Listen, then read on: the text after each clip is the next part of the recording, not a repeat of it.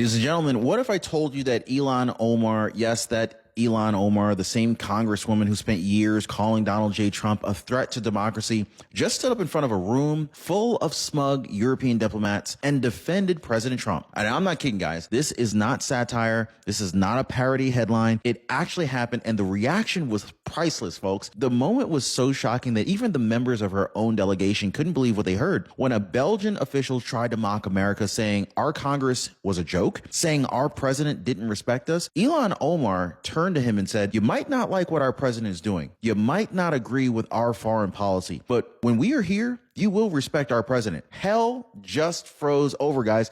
And that single line right there, spoken by one of President Trump's most relentless critics, completely flipped the narrative. It silenced the European elites, embarrassed the globalists, and it exposed just how fake the so-called resistance has always been. Because when the cameras are off and the propaganda fades, even the left knows the truth. Trump commands respect. Abroad, he's not a punchline. He is the power broker. And Ilhan Omar just proved it. So buckle up, guys, because in today's video, I'm going to break down exactly what just happened on that trip to Europe, why this moment is exploding across social media, and how this proves that President Trump's leadership is reshaping the world one stunned liberal at a time. Hit the like button and subscribe. Folks, this is one of those moments that you almost have to kind of like replay twice just to believe it. So during a congressional trip to Brussels, yes, Brussels, the beating heart of global bureaucracy, the unthinkable happened. Ilhan Omar, one of Trump's most vocal enemies, stood up in a European conference hall and told a foreign official to respect President Trump. Now,